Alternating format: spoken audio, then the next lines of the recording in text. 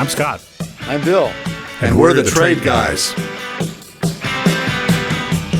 You're listening to The Trade Guys, a podcast produced by CSIS where we talk about trade in terms that everyone can understand. I'm H. Andrew Schwartz, and I'm here with Scott Miller and Bill Reinsch, the CSIS Trade Guys. Thanks for listening to The Trade Guys. This is Trade Guy Scott. Bill and I welcome a special guest this week. We have joining the podcast Evan Smith, the Chief Executive Officer and co-founder of Altana AI.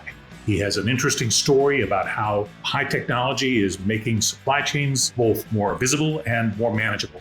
We hope you enjoy this episode, and thanks again for being here. Welcome back to The Trade Guys. This is Trade Guy Scott, and Bill's here with me as well. And we have a special guest today that I think will be well-timed for the mayhem in Washington. At the moment, as our audience knows well, there's this sort of operatic top-level trade negotiation going on between President Trump and lots of other economies. And while that carries out, that has its own implications, its own interests. But at the same time, underneath that, there are thousands upon thousands of traders who are just trying to figure out, how do I help my customer get his or her product from A to B? How do I do that legally? How do I manage my obligations to the customs services? What do I do with all this chaos? And so there are new tools that help the trader, particularly in situations like the one we face now. And that's why we're so pleased to welcome Evan Smith. Evan Smith is the Chief Executive Officer and co-founder of a company called Altana. Altana Technologies is a supply chain visibility and AI company. They're based in New York, but their flagship product uses AI to help build a dynamic map of global supply chains, helping businesses and government make informed decisions. And so, Evan, welcome to the program. We're delighted to have you. Maybe you could tell us a little about yourself and your company, and we'll go from there. I'm delighted to be here, and I'm going to embarrass somebody on our team named Amy Morgan, who is a legend in the world of global trade and trade compliance. And she is just completely starstruck on my behalf that I'm on this podcast with both of you. She's a massive admirer. So shout out to Amy Morgan. I heard. Well, I'm flattered to be here. You both are legends in this space. So quickly on me, I grew up in Alaska. I was a weird kid in Alaska because I was very globally oriented. Wrote my high school senior thesis on the pending collapse of globalization all the way back in 2003. So this kind of thing has been on my mind for a long time. I like these big kind of macro system problems. And I've been an entrepreneur. So I left Alaska to go to university. And by the time I was 22, I started my first company. And the through line for me and everything I've ever done since then is I'm really drawn to these big world scale macro systems problems where there's environmental dimensions, national security dimensions, economic dimensions, and you can solve really complex systems level challenges with things like renewable energy or supply chain AI. So that's a bit about me. Altana is a 7-year-old company. We're a venture-backed business. So, we're doing the hyper growth, change the world thing. And our big idea is that it ought to be possible to know the whole global supply chain network, and that it ought to be possible to manage the entire product value chain of any product in the world. And the reason that that's provocative, you will appreciate this and your audience will, is the whole premise of globalization and outsourcing was to actually fragment that whole landscape.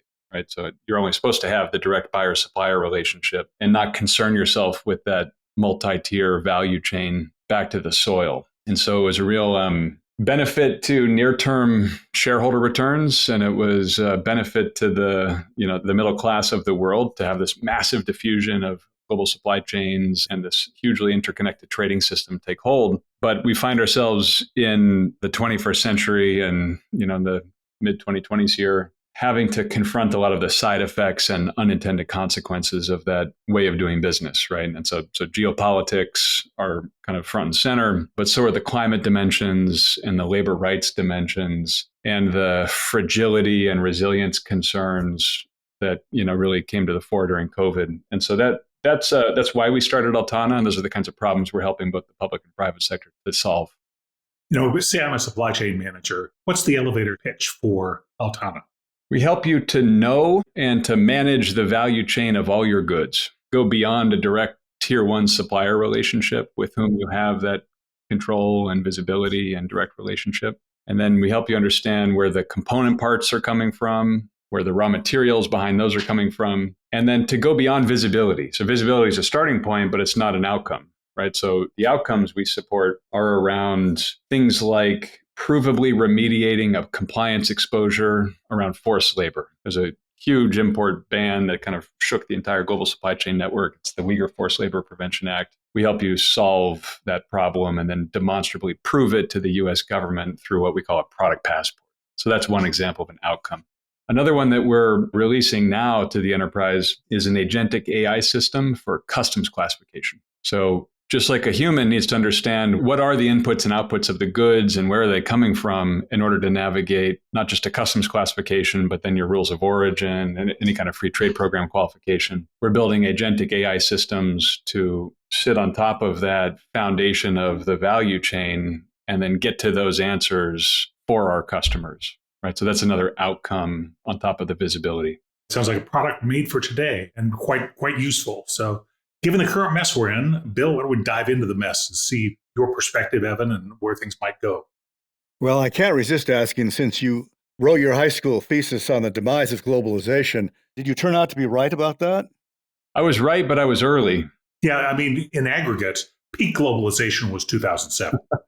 I wrote a long thesis. It's actually on our company's website, which I call Globalization 2.0. And it's really the animating worldview behind our company. So the really short version of it is that globalization is here to stay, but it's going to take a very different form. Where globalization 1.0, for the wonks and academics among us, there have been probably 4 globalizations. But the one that we all lived through over the last decades was really motivated by outsourcing and efficiency seeking and finding the lowest cost markets and the most specialized places to produce goods. The next form of globalization that's taking shape, I think, is going to be reoriented around what I call trusted networks or trusted value chains. Trust is kind of subjective. Clearly, there are geopolitical dimensions to this.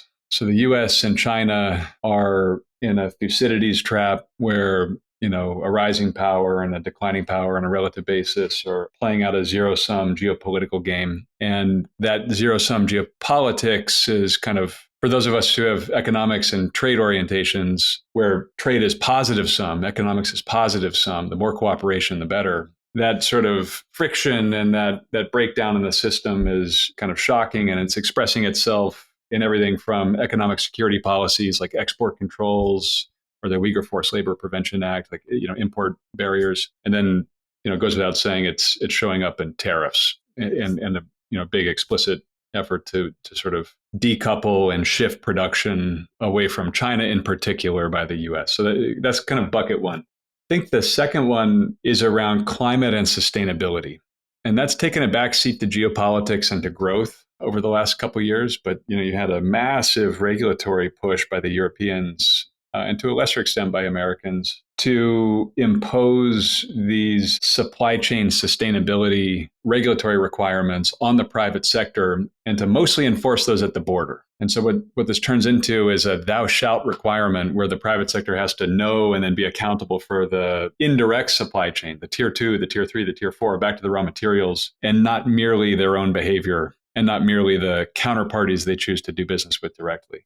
So that's a big kind of profound sea change in the shape of the globalization. And then I think what COVID laid bare was that these just-in-time supply chains are efficient only when things are stable and in equilibrium. And when there's a disequilibrium, when there's a shock to the system, then this whole just-in-time working capital optimized model breaks down. And then you get the bullwhips and ripple effects that end up kind of breaking supply chains and breaking economies and threatening economic security. And so you add all that up, and I think it points to a couple things. One is that supply chains really need to be managed as value chain networks and not discrete buyer-supplier pairs. So that's one. And then two is these overlays of geopolitics, regulation, climate, business interruption are really going to be fundamental to the design of these globalized economic networks going forward. There is some data to suggest that,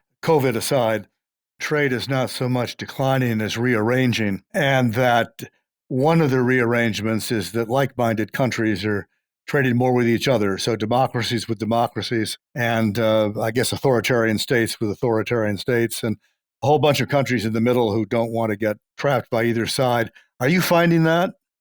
Absolutely. The more interesting finding is when you start to peel back the onion on that first layer, what you see is, I'll pick on Mexico and the kind of North American trade picture. So beginning in the first Trump administration and since, obviously there's been a big shift in the trade pattern. Started off on some specific categories of goods with the 232s and 301s, and now it's moving wholesale.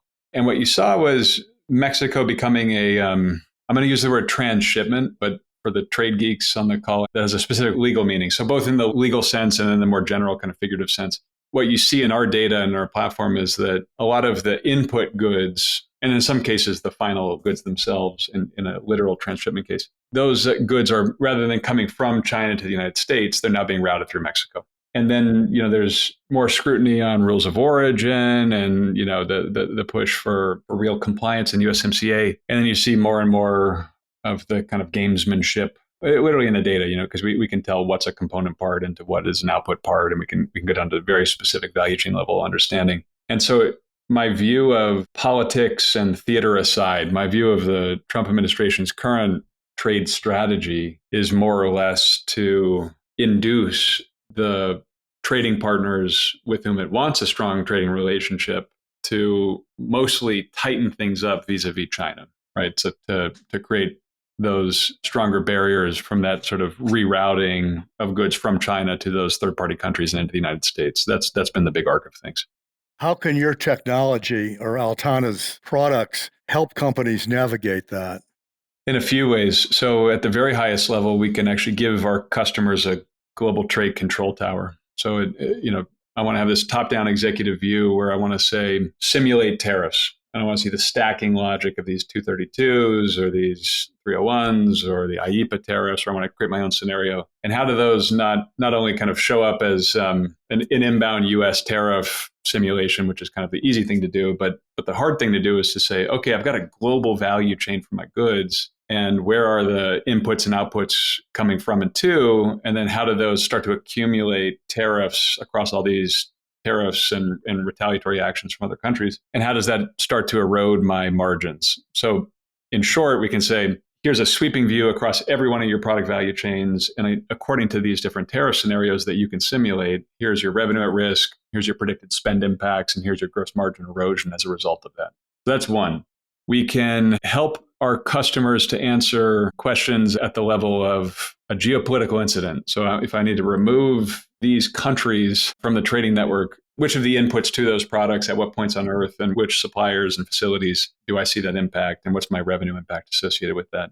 We can now enable a click of the button where they can model the export restriction from China around critical minerals and permanent magnets and see exactly how that flows through to each of their products.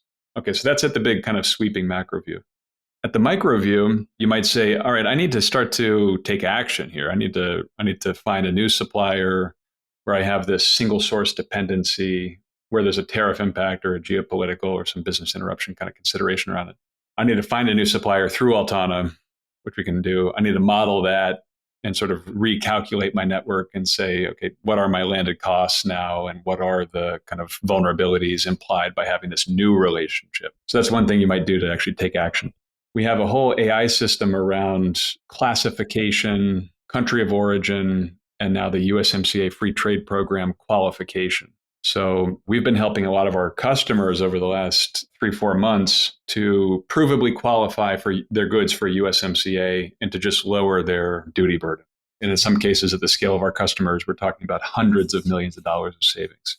Yeah, we've discussed that in the past. I've sort of thought of that as largely kind of for a lot of companies, just a paperwork exercise that they never bothered to do. And so now they're having to do it. What do you do for them that they can't do for themselves? On the USMCA specifically? Yes, yeah, right.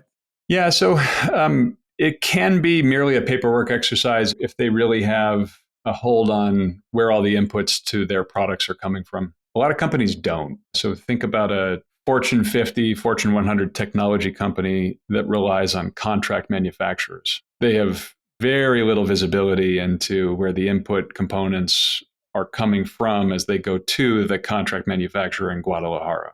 And that contract manufacturer, I'm giving some real examples, might not have the internal data, documentation, or even motivation to make that attestation themselves and say, here, these are USMCA qualified. So they've got to go figure that out. That's a real example where we're helping them work through that. In other cases, we have an AI system that says, here are the things that go into your goods and from where, and here's what we think is missing from that picture. And if that missing content is such that you can't demonstrate a tariff shift or you can't demonstrate the regional value content under the trade rules, then our system actually aims the business toward those gaps in coverage and says, you need to go fill in these gaps. Right? You have information to get from X, Y, and Z. You get these component parts, but to really complete the picture on a tariff shift or regional value content, you need to go fill this in.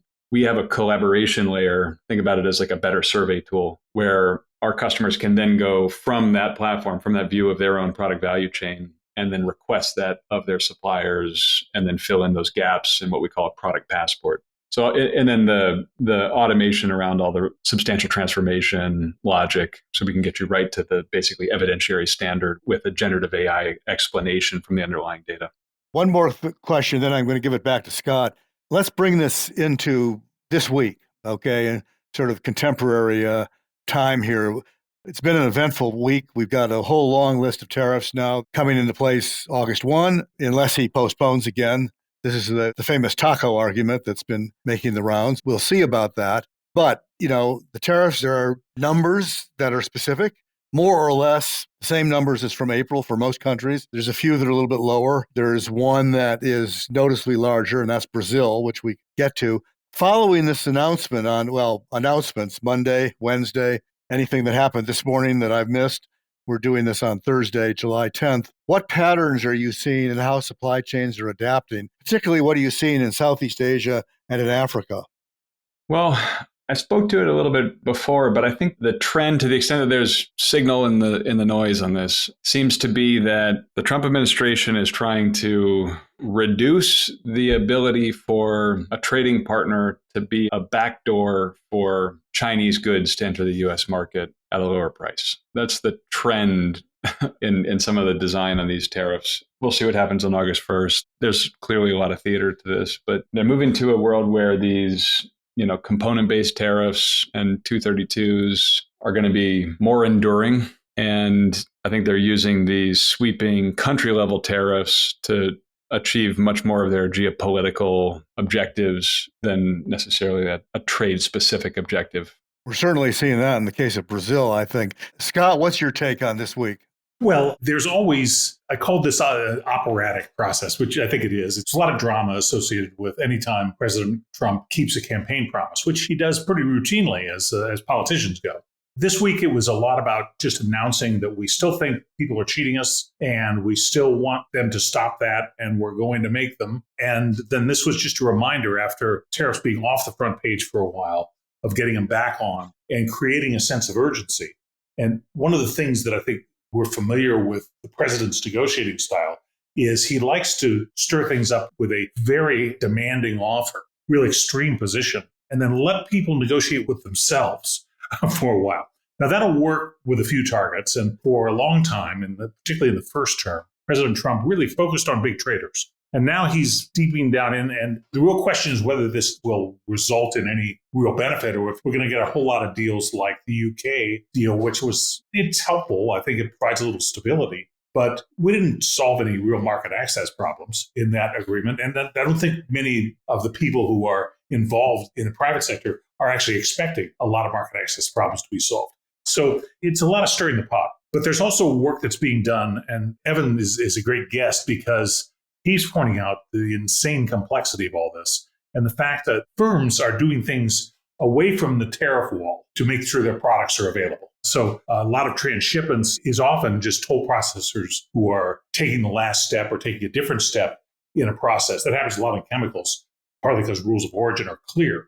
You have a chemical reaction, it's a new product for a new use, it's a change in tariff. So with that level of simplicity in the regulatory phase, or the tariff schedule itself, and rules of origin, companies manage their business so that they can, if they've got a product that's subject to tariffs, to send it instead to Mexico and have a process take place at a fine chemistry plant or something like that.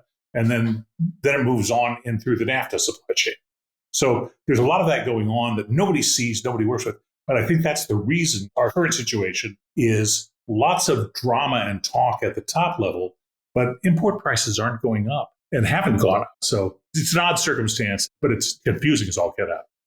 I think we can count on three things through all this. One is that the baseline level of tariffs coming to the United States will go up. There's a negotiation playing out, but wherever this thing settles, there will be baseline tariffs at a much higher rate than we've experienced in almost a century. So that's thing one. Thing two is China. There's clear policy intent to build a trading wall around China and to reduce the potential for trading partners to be a backdoor for Chinese goods through the value chain. This is real decoupling, basically.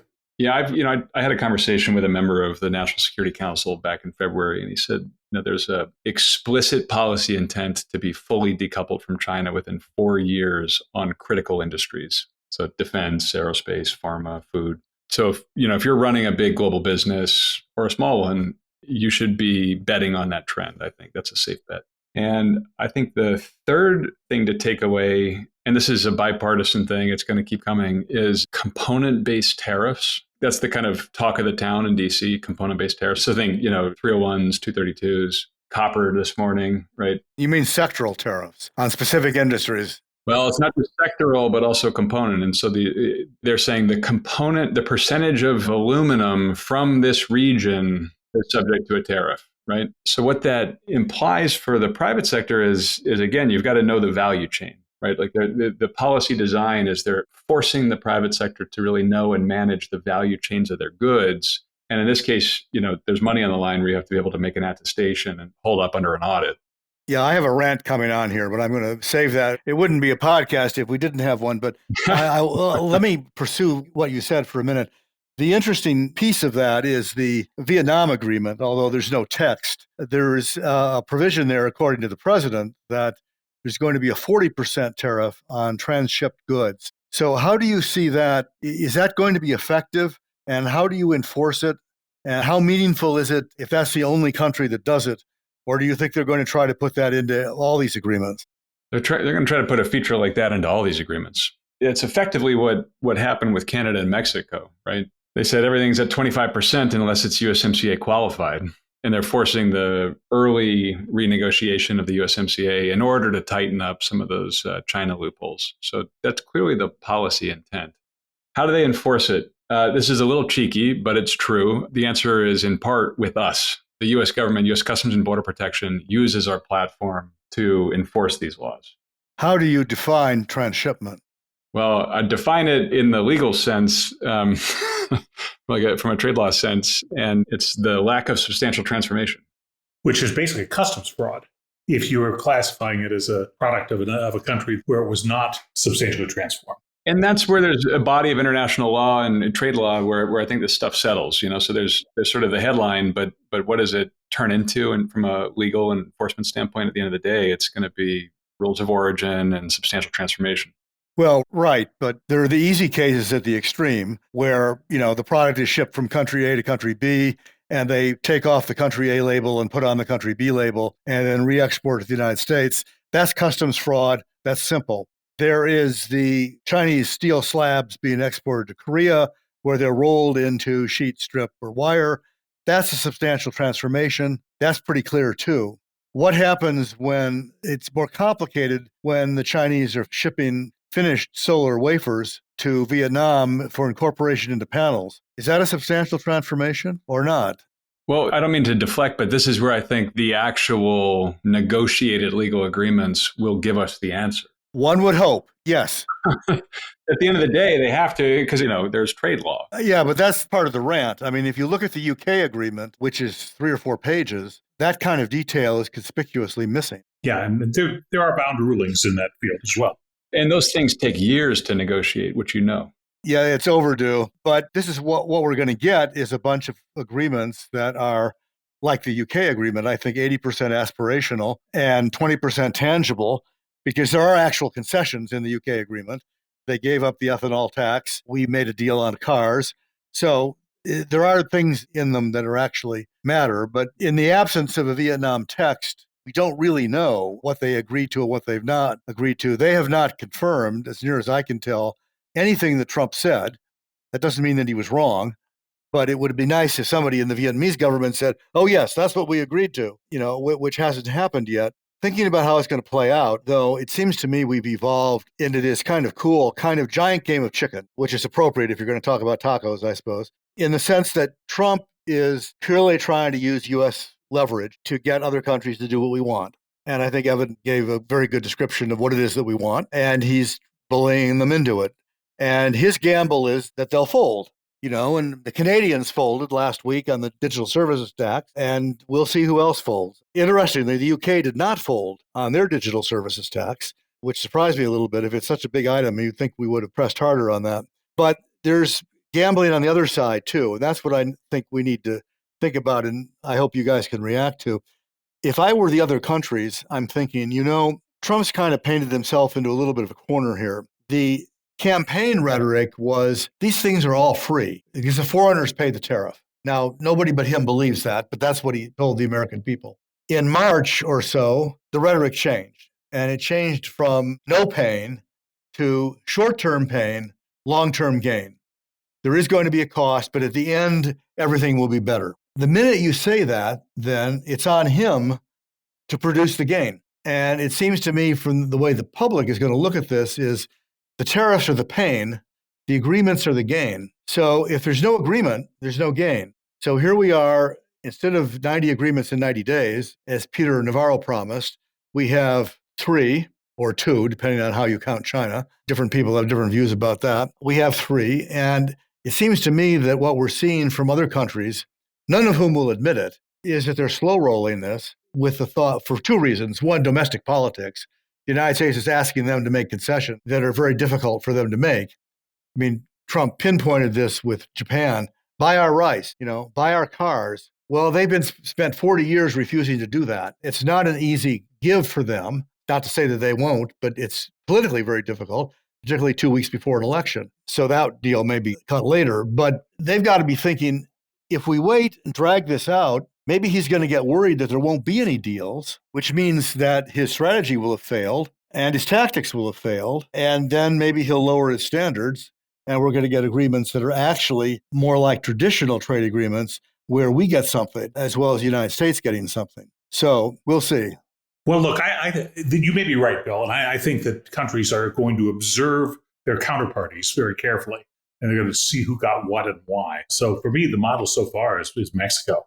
I think Mexico did a brilliant job of handling what was a huge confrontation, could have been devastating to the Mexican economy. And they've stick-handled that awfully well so far, even though Mexicans don't play hockey. They've got the technique down, and they maneuvered very well. In any case, with that, Evan, we'll give you the last word, including, since this is a program on trade, a shameless plug on how people can find your company. We completely within our bounds. So, well, I'll start there because it's quick. You can find us online at www.altana.ai, altana.ai. How do I think this plays out? I mostly agree with you. I think there's not a super strong incentive for these other countries to come to the table with major concessions when the tariffs are in abeyance, right?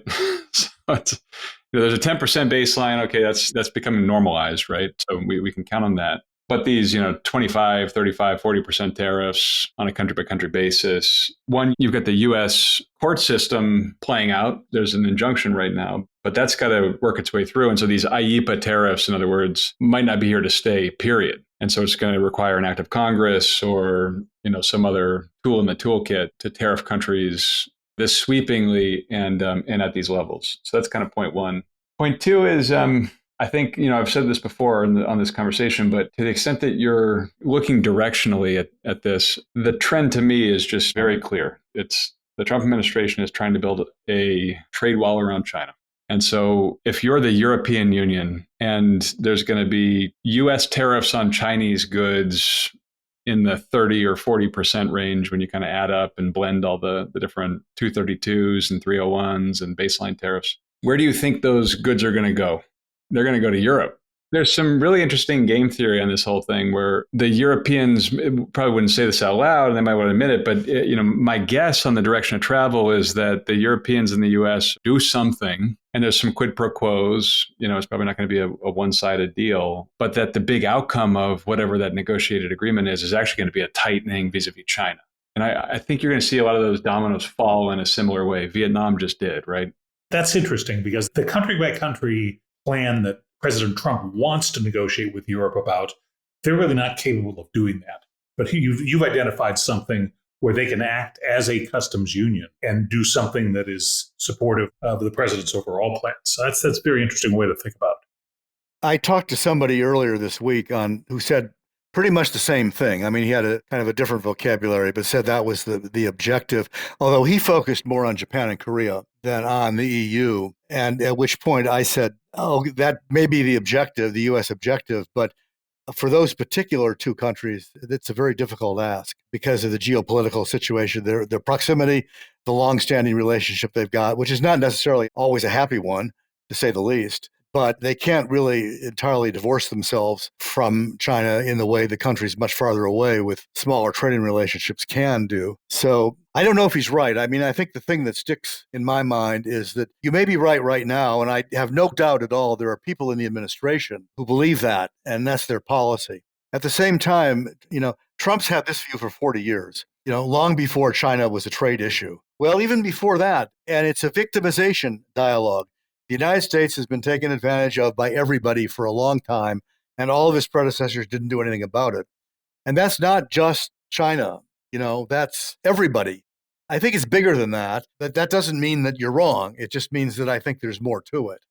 I agree with your statement. I'll stay clear of some of the politics on it, but I will say, the president clearly believes in tariffs. The president, the lower court notwithstanding, has been mostly free to exercise tariffs from the executive branch. And, it's like one of the things that somebody who's used to being in control is kind of happy to do because he's proven the ability to do it.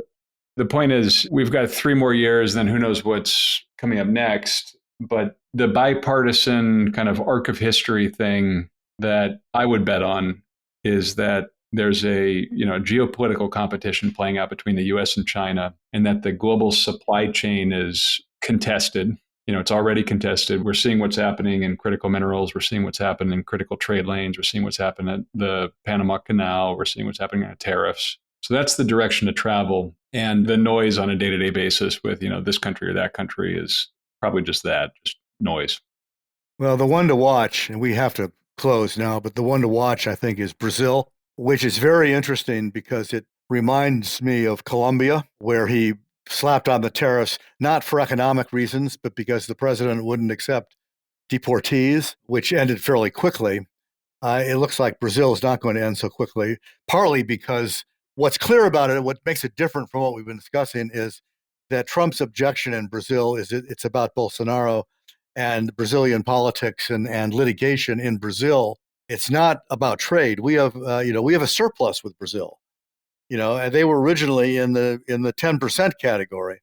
So here we are injecting politics into economics and doing it in a way in which the president of Brazil really has no control. This is in the Brazilian court system. And it's not something that he can, despite what Trump may think, given our court system, it's not something that he's either, I think, willing, or even able to truncate. So we'll see. And it's turned out, I think, politically, it's a giant gift to Lula because he's irritated everybody in Brazil about the Americans. So, well, one of the great things about this show is it's a weekly podcast, and there's always something to follow up on. Next week, we'll be back with Brazil. Yes, no doubt about it. And I will happily stay out of it. And we don't want to suck you into that one, but we do want to thank you, Evan, for a very enlightening and thoughtful conversation and a really good description of not only your company, but how you're helping other companies navigate the choppy waters that we're certainly in right now. I'm really excited to be here. This was a lot of fun, you guys. Well, thanks for doing it. And thanks to the audience. Hope you enjoyed this, and we'll be back next week.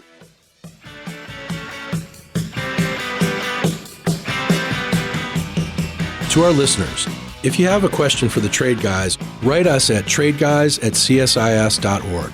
That's tradeguys@csis.org. We'll read some of your emails and have the Trade Guys react to it.